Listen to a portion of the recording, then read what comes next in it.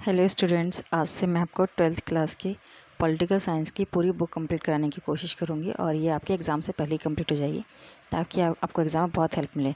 और आज मैं जो है आपको इसकी समरी कराऊंगी पहले, उसके बाद इसके हम टॉपिक वाइज क्वेश्चन समझेंगे।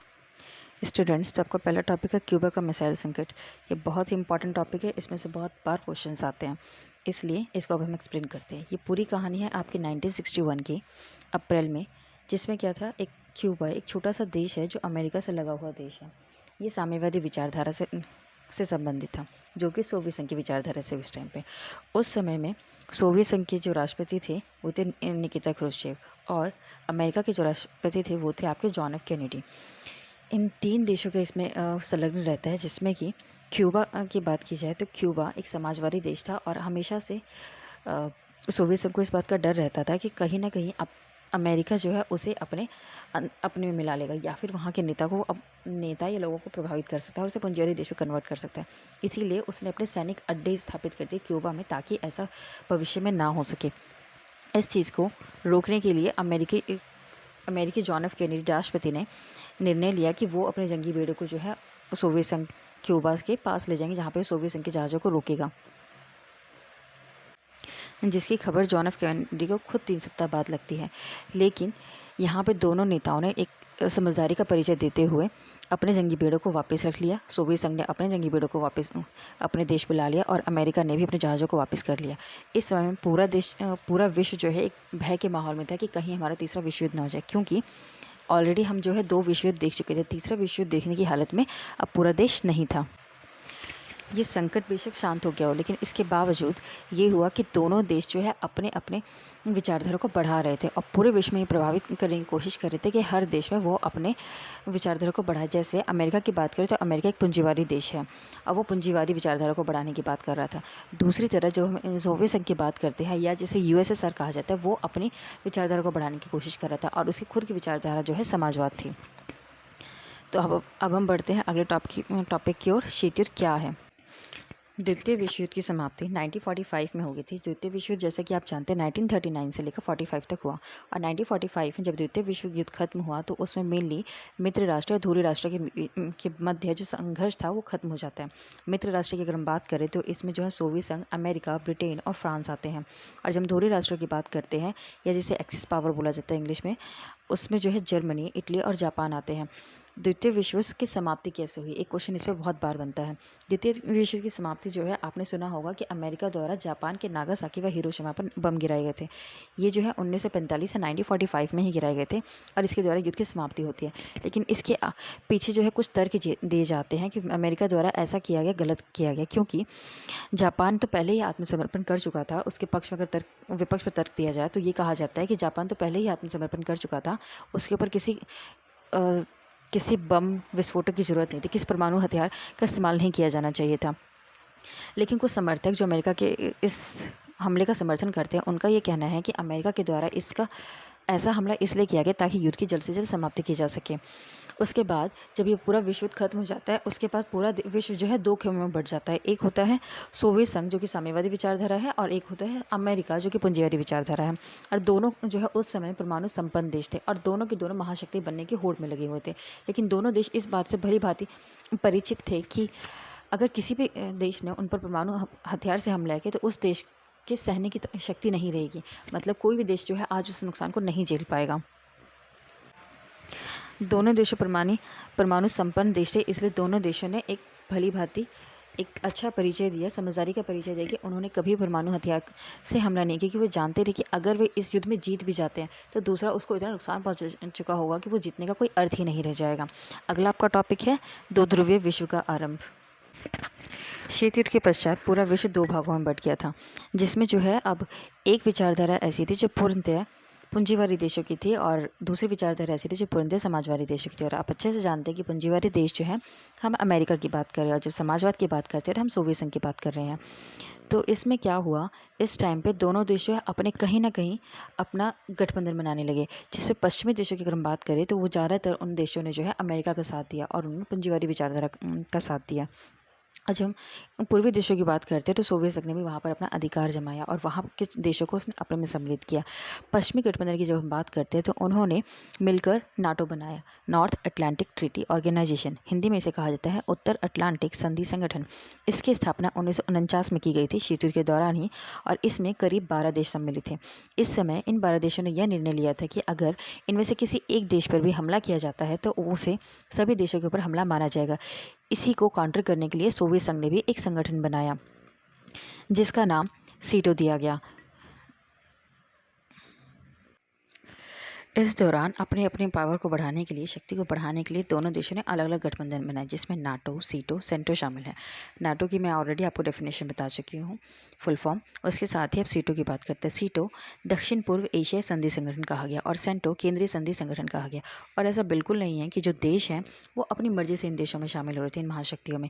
कुछ देशों के साथ तो है ताकत का भी सहारा लिया गया। जैसे सोवियत संघ ने कुछ देशों में अपने सैनिक अड्डे बना दिए जहाँ पर लोग उन देशों को प्रभावित होकर जो सोवियत संघ के ही खेमे में शामिल होना। इस समय में एक प्रश्न ऐसा आता है कि द्वितीय विश्व युद्ध के दौरान के बाद ब्रिटेन ने जो काफ़ी देशों को औपनिवेशिक ताकतों से छोड़ दिया था और उन्हें जो है आज़ाद कर दिया था। अब ऐसे नव स्वतंत्र देश क्या किसी खेमे में शामिल होंगे? तो उन देशों ने ये परिचय दिया कि हम किसी भी देश में शामिल नहीं होना चाहते और इसी परिप्रेक्ष्य में उन लोगों ने गुटनिरपेक्ष आंदोलन को अपनाया। गुटनिरपेक्ष आंदोलन का अर्थ था कि वो ना ही अमेरिका के संपर्क में रहेंगे, के समर्थन में रहेंगे और ना ही यूएसएसआर के समर्थन में रहेंगे। वो स्वतंत्र रहना चाहते थे। उनका मानना था कि हम अपने डिसीजन खुद लेंगे। अब अगला प्रश्न ये उठता है कि आखिरकार ये महाशक्तियाँ छोटे देशों से संबंध बनाते ही क्यों थे? उन्हें क्यों अपने खेमे में शामिल करते थे? इसका रीज़न पहला तो ये है कि महत्वपूर्ण संसाधनों की कमी की वजह से, क्योंकि काफ़ी देशों में बहुत से संसाधन थे। अगर हम क्यूबा की बात करें तो क्यूबा के पास भी खुद काफ़ी सारे रिसोर्सेज थे। दूसरी अगर हम बात करते हैं भू क्षेत्र, इसमें बहुत अच्छा आपका क्यूबा का एग्जाम्पल बैठता है। जैसे कि हथियारों को और सैन्य का संचालन करना है, अगर यूएसएसआर अपनी जगह से वहाँ से अमेरिका के ऊपर हमला करेगा तो वो उतना प्रभावकारी नहीं होगा जितना कि वो क्यूबा, जो कि अमेरिका से सटा ही एक छोटा सा देश है, वहाँ से हमला करेगा तो प्रभावकारी होगा। तीसरा अगर हम बात करें सैनिक ठिकाने, महाशक्तियाँ दूसरे देशों के संपर्क में रहती थी ताकि वहाँ पर अपने सैनिक अड्डे स्थापित करती थी ताकि जो है उसके पड़ोसी देश या फिर जो पश्चिमी देश है, जो साम्यवादी देश नहीं है या फिर पूंजीवादी देश नहीं है, उनके ऊपर वो नज़र रख सके कि वो किस तरीके से अपने कार्य कर रहे हैं।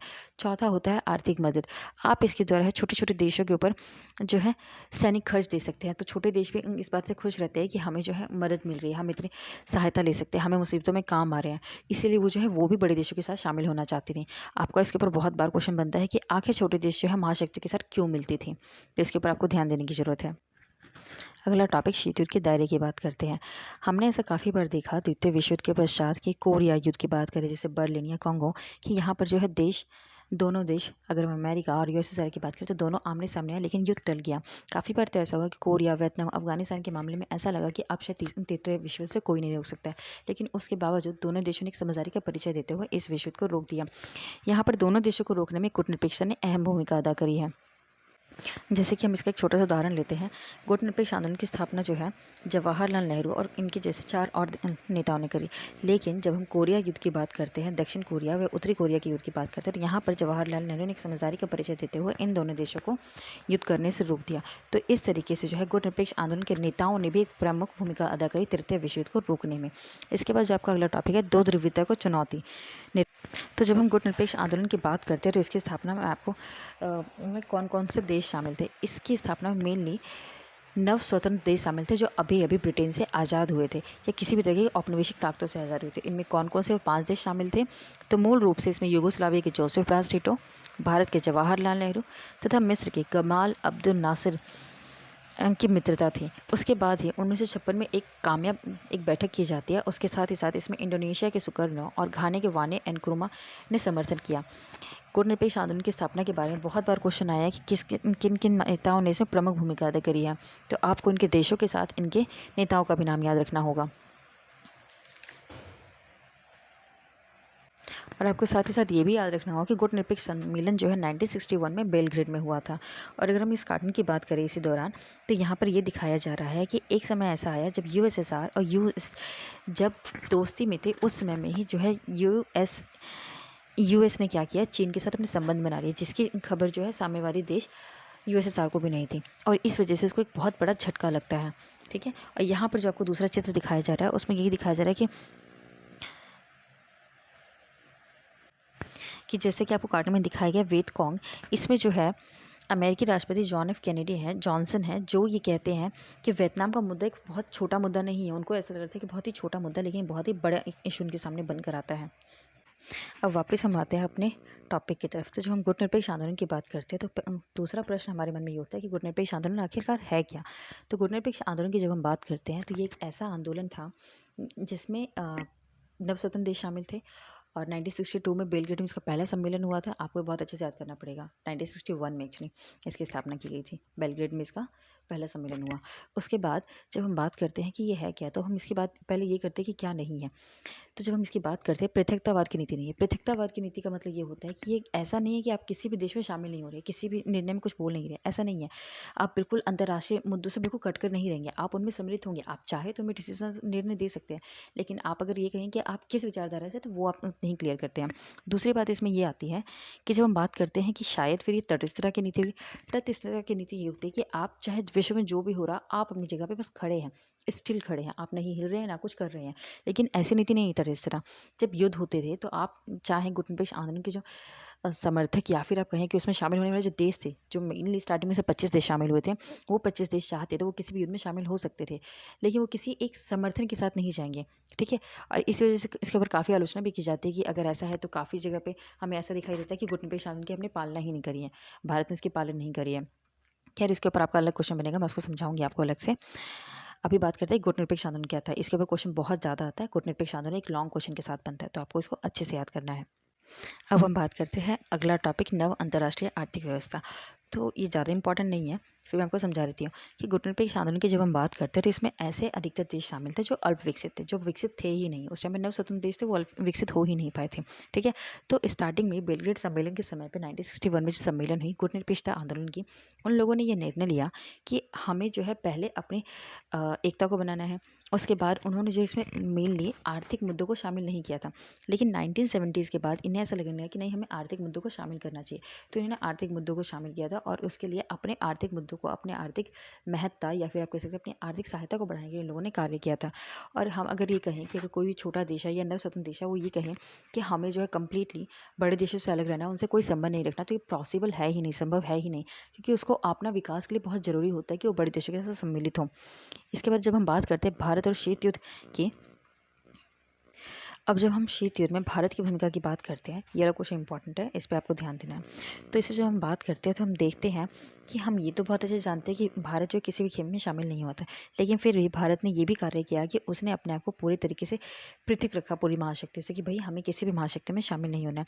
और दूसरा, उसने ये कहा कि वो विरोध कर रहा था भारत लगातार कि हमें जो है किसी भी खेल में शामिल नहीं होना, तो दूसरे देशों को इसके लिए मना कर रहा था। ठीक है। एक बात आपको याद रखनी कि जवाहरलाल नेहरू ने बहुत पहले ये परिभाषित कर दिया था कि गुटनिरपेक्षता कोई पलायन की नीति है। पलायन के मतलब कि आप किसी के पीछे नहीं लगे हुए हैं कि मुझे ये चाहिए वो चाहिए, ऐसा कुछ नहीं था। आपको अपनी सहायता के लिए किसी के पीछे नहीं लगना, उनका ये मानना था। अब उसके बाद भारत ने एक और महत्वपूर्ण भूमिका अदा करी है मध्यस्थता की। जैसे हम कोरिया युद्ध की बात करते हैं जो 1950 में हुआ था, तो कोरिया युद्ध में सोवियत संघ और यूएसए, अमेरिका आमने सामने आ गए थे, और ऐसा लग रहा था कि वहाँ पर भी शायद युद्ध की स्थिति उत्पन्न ना हो जाए, जिससे जो है भारत ने बखूबी मध्यस्थता की भूमिका वहाँ पे भारत ने बहुत अच्छे से निभाई, और वहाँ पर उन दोनों के बीच में संवाद का कार्य किया था। अब दूसरी बात हम करते हैं कि गुटनिरपेक्षता आंदोलन से भारत को क्या लाभ हुए। तो गुटनिरपेक्षता आंदोलन की जब हम बात करते हैं तो प्रथम तो इसमें यही था, पहली बात तो इसमें सबसे बेनिफिट सबसे ये रहा है इंडिया को, कि उसमें जो है इंडिया ने हमेशा वो चीज़ देखी कि उसकी कंट्री के लिए क्या बेटर है। उसने ये नहीं देखा कि समाजवाद या पूंजीवाद या फिर यूएसएसआर या यूएसए में उसको शामिल नहीं होना है। उसने अपने साधन या हित को देखते हुए किसी भी देश का समर्थन किया है। दूसरी बात जब हम बात करते हैं तो यहाँ पर इंडिया ने एक ऐसे देश के रूप में भूमिका अदा करी कि अगर वो यूएसए के साइड जाएगा तो यूएसएसआर चिंतित हो जाएगा कि उसे मेरी साइड करना है, और यूएसएसआर के साइड जाएगा तो यूएसए चिंतित हो जाएगा कि उसे मेरी साइड करना है। मतलब भारत को लेकर कोई भी देश जो है ऐसे इस तरीके से मतलब बेफिक्र नहीं हो सकता था कि मुझे कहाँ जाना है, कि हमें जो है इंडिया को छोड़ देना है। दोनों ही देश जो है भारत को इस स्थिति में रख रहे थे कि उसे हमें शामिल करना है और दूसरा देश हमें शामिल करना है। जब हम कहते हैं कि भारत ने गुटनिरपेक्षता की नीति अपनाई, तो हमने ये तो पढ़ लिया कि इसमें क्या कह सकते हैं कि इसके क्या पॉजिटिव पॉइंट्स रहे। जब हम इसकी बात करते हैं कि आलोचनाएँ भी कुछ हुई, क्रिटिसिज्म भी हुआ कि इंडिया ने गुटनिरपेक्षता की नीति को अगर अपनाया तो उसने इसका सही से पालन नहीं किया। जैसे इसमें पहली आलोचना तो इसकी इस आधार पर की जाती है कि भारत ने अपने हित को साधने के लिए जो है अंतर्राष्ट्रीय मामलों को इग्नोर कर दिया। अंतर्राष्ट्रीय मसलों को उसने देखा ही नहीं, उसने सिर्फ अपने हितों को देखा। दूसरा जो है इसमें जो इसका आलोचना की जाती है, क्रिटिसिज्म किया जाता है, वो इस बेसिस पे किया जाता है कि भारत ने कभी अपनी बात पे स्थिरता रखी नहीं, कि गुटनिरपेक्षता के आंदोलन जैसे कि पहले ही कह दिया गया था कि वो किसी भी देशों में शामिल ना होने की नीति है। तो ऐसे में इंडिया ने 1971 में जो है सोवियत संघ के साथ अपनी नीति या मित्रता की संधि क्यों साइन करी? तो इस पे इंडिया का ये कहना था कि हमें जो है बांग्लादेश संकट के टाइम, क्योंकि आप जानते हैं कि उस टाइम 1971 में इंडिया में बांग्लादेश संकट चल रहा था। इंडिया और बांग्लादेश डिवाइड हो रहा था। जो पाकिस्तान का पार्ट है बांग्लादेश, वो उस टाइम पे विभाजित हो रहा था। तो इस समय जो है रूस ने, या हम कहें सोवियत संघ ने जो है 1971 में इंडिया के साथ एक फ्रेंडशिप ट्रीटी साइन करी, जिसके तहत उसने ये कहा कि आपके ऊपर कोई हमला किया जाएगा तो हम उसे अपने ऊपर हमला मानेंगे और हम उसके लिए कार्रवाई करेंगे। तो भारत ने ये कहा कि हमें जो है ऐसे संकट में ज़रूरी था कि सैनिक मदद ली जाए, और इसलिए हमने जो है सोवियत संघ के साथ ये मदद ली है।